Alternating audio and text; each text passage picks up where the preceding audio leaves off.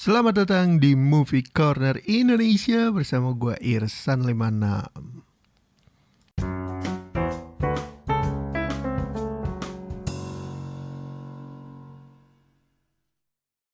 Yo, episode kali ini kita akan ngebahas tentang Monster Hunter The Movie. Nah, buat yang udah pada main gamenya mungkin penasaran ya, layak apa enggak ini film untuk ditonton. Dan sayangnya gue bukan dari kalangan para gamer yang nonton film ini karena udah main gamenya.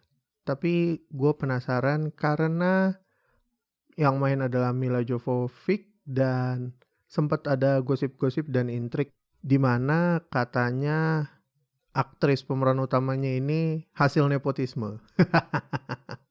Oke, langsung aja kita bahas dari sinopsis dan sekilas review dari gua. Oke, Monster Hunter. Mungkin kita akan mulai dari sinopsis dan akan dibagi menjadi versi non-spoiler dan versi spoiler.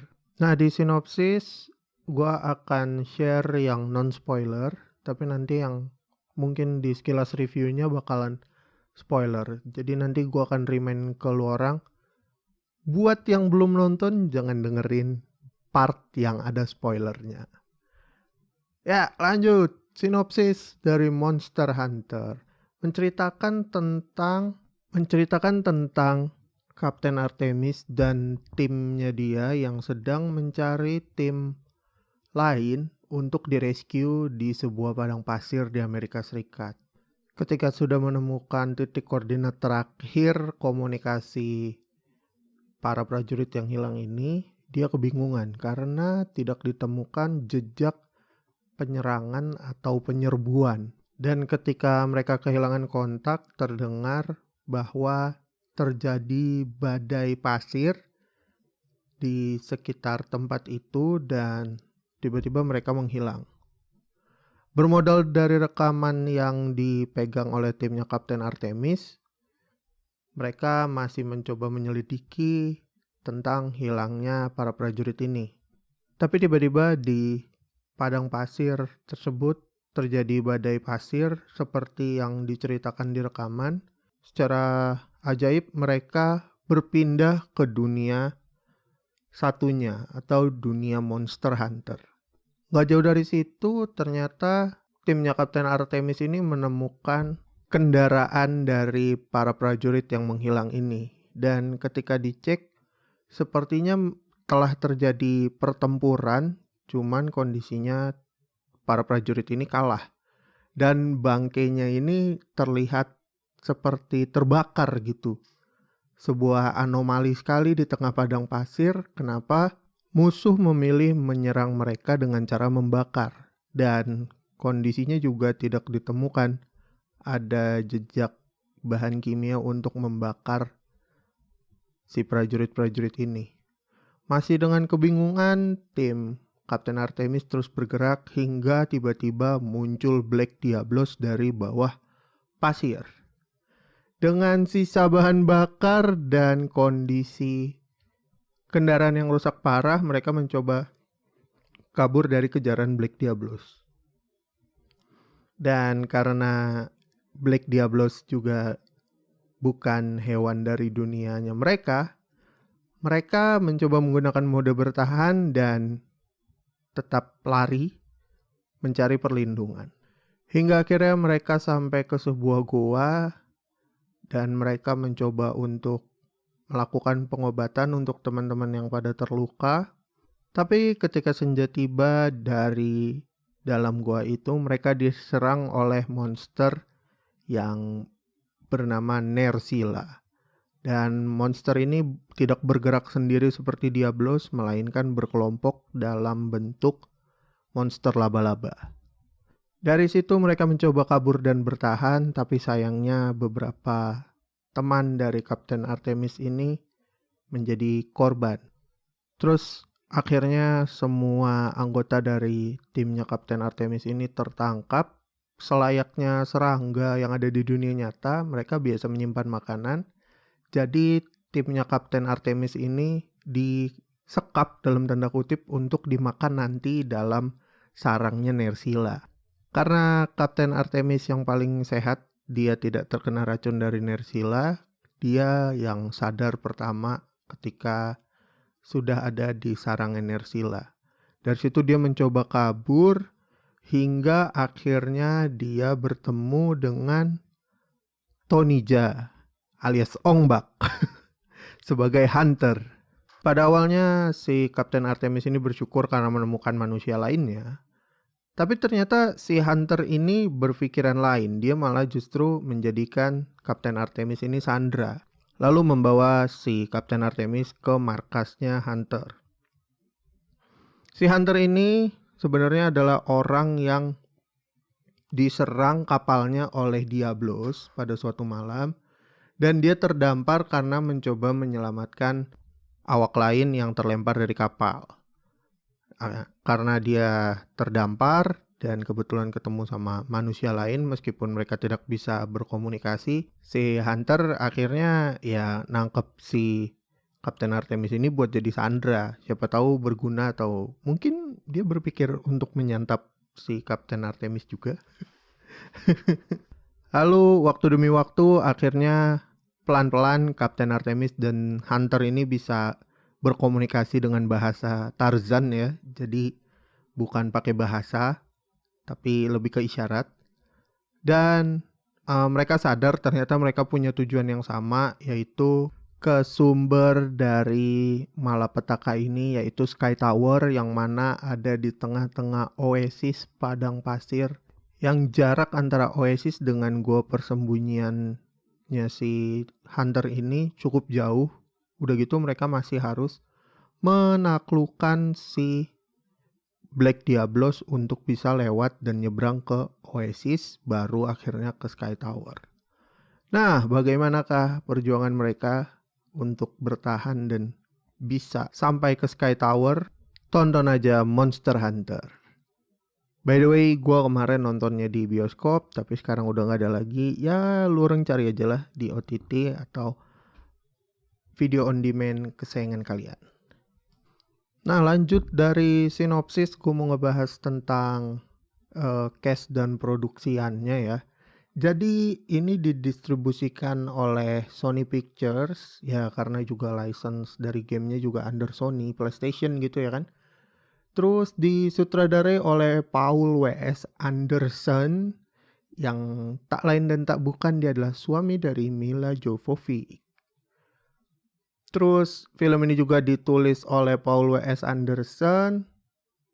Dan untuk cast-nya ini cukup kaget gue karena campur-campur. Ada yang dari Thailand, ada yang dari US, ada yang dari Cina, Taiwan, Hong Kong, Jepang, macam-macam. Nah, untuk pemeran utamanya ini ada Mila Jovovich, Tony Jaa, Tip Harris, Megan Good, Diego Boneta, Josh Helman, Jin Ao-young, dan ada Ron Perlman. Ron Perlman nih udah cukup malang melintang lah di film action. Dan dia kalau nggak salah yang jadi Hellboy.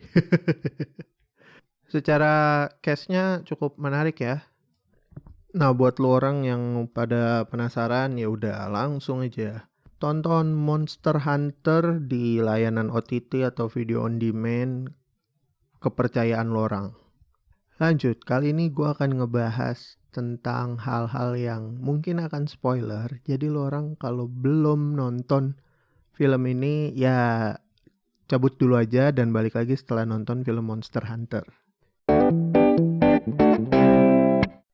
Jadi ketika gue nonton film ini, gue sebenarnya penasaran ya karena emang ini film waktu itu gue tonton trailernya. Dan keren banget gitu ya kan dengan visual effect dan acting dari pemerannya. Terus sempat dibumbui juga dengan gosip-gosip nepotisme. Karena sutradara dan istrinya ini terlibat dalam peran penting di film ini gitu ya kan. Terus Ketika gua nonton, gua cukup kaget ya karena bukan cuman dari, Hollywood tapi juga ke Cina, terus ada Jepang juga yang terlibat untuk film ini. Dan secara overall kalau dari visual effect sih gua no comment. Karena emang keren banget ketika monsternya pada keluar, monsternya pada menyerang, penggambarannya sana sini, top jempolan banget. Tapi karena ini film diadaptasi dari game dan beberapa film yang diadaptasi dari game itu cukup fail. Gue ngerasa film ini adalah film yang fail juga. First of all, gue nggak main gamenya. Tapi nih ya, untuk beberapa film yang adaptasi dari game, kita nggak perlu main gamenya. Kurang lebih kayak gitulah. Jadi ini film sebenarnya untuk orang yang nggak main gamenya masih bisa lo ikutin. Tapi kalau lo orang main gamenya, mungkin lo bakal kecewa. Salah satu faktor yang bikin lo kecewa adalah monster yang muncul di film ini tuh cuman 5. Asli, gue sepanjang film tuh ngitungin ada berapa sih nih monster yang bakalan muncul gitu ya kan. Dan ini semua monster gede-gede semua. Monster kecilnya ada satu sih, cuman gimana ya?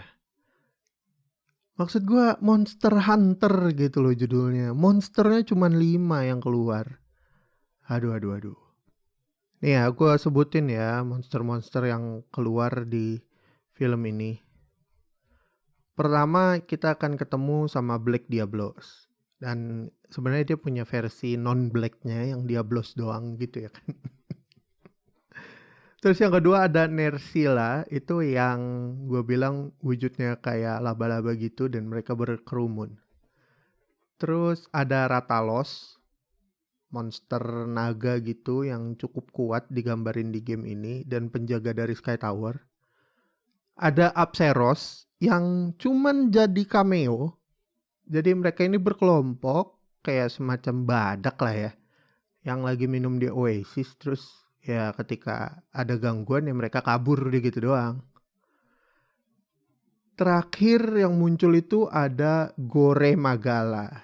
Ini salah satu penjaga Sky Tower juga yang muncul di terakhir-terakhir dan gue gak bisa bilang dia muncul secara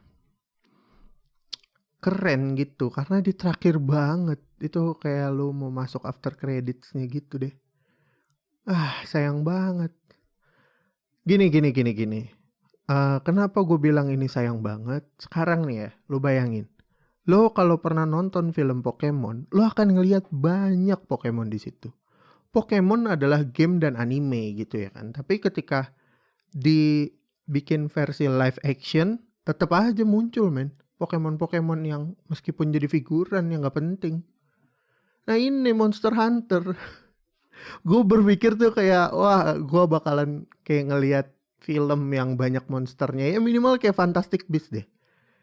Rame gitu ya kan, ada monster-monster, makhluk-makhluk ajaibnya gitu-gitu. Ini gak ada, cuman 5. Udah gitu, apa ya? Film ini tuh dari tengah-tengah ke akhir cenderung jarang ngomong. Ya, karena si Tonija juga jadi hunter dan dia pakai bahasa dari dunia Monster Hunter gitu ya kan. Jadi lebih banyak bahasa isyaratnya. Terus apa lagi ya? Secara visual effect sih gue no comment. Oh, cuman di visual effect yang terakhir itu ketara banget, green screen dan editannya kayak nggak siap gitu, kayak buru-buru gitu. Aduh, tolonglah. Ini kelasnya Sony loh. Sony nih distribusinya nih. Aduh.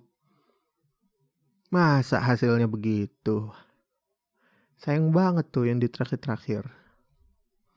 Tahu jangan-jangan budgetnya kurang. Terus apa lagi ya? Oh, dari sisi cerita. Dari sisi cerita tuh terlalu dangkal sih. Tapi kalau untuk kelas Hollywood, ya melihat dari film adaptasi lainnya, adaptasi dari anime atau dari game lainnya sih cukup bisa diterima ya. Tapi sebenarnya ceritanya tuh dangkal, nggak asik lah. Basically cerita gimana caranya gua yang terperangkap terus balik lagi ke dunia nyata. That's it. Udah kurang kayak petualangan untuk mengeksplor monster-monster itu kurang. Dan gue yakin lo orang yang udah pada main game Monster Hunter tuh bakalan protes sih, karena kenapa jadi begini? Ini tuh kayak beberapa game dijadiin satu gitu. Karena setelah gue riset ternyata Black Diablos yang muncul di MH ini tuh adanya di judul lain dari game Monster Hunter keberapa gitu. Terus si Rathalos sama Gore Magala itu juga ada di beda judul. Nah ini bakalan jadi lucu banget sih kalau lo orang main gamenya dan nonton film ini terus puas, itu bakalan lucu banget. Karena harusnya lo gak puas men, lo tuh harusnya kecewa. Ya kurang lebih kayak gitu. Secara overall gue suka dengan VFX-nya meskipun yang di akhir-akhirnya juga cacat banget. Terus secara cerita gue kurang ya. Jadi terserah lah lo mau nonton apa enggak. Lo kalau penasaran kayak mana nih ratingnya seberapa gitu ya kan, lu cek aja udah IMDb, udahlah segitu men. Gue jujur nggak terlalu percaya, cuman untuk beberapa hal yang kayak menurut gue ini film bagus, gue akan recheck bener nggak nih netizen sepemahaman sama gue nggak nih gitu. Tapi untuk level Monster Hunter sih gue setuju aja udah nih sama website rating film kayak IMDb atau Rotten. Ya gitulah pokoknya, kacau dah. Udahlah segitu aja lah buat film Monster Hunter yang kita bahas kali ini. Thank you yang udah dengerin. Gue pamit, ciao. Oke, thank you yang udah dengerin podcast Movie Corner Indonesia. Sampai ketemu lagi di episode selanjutnya. Follow gue di @irsan56, bisa langsung DM rekomendasi film ke situ. Terakhir, gue Irsan56 pamit. Ciao.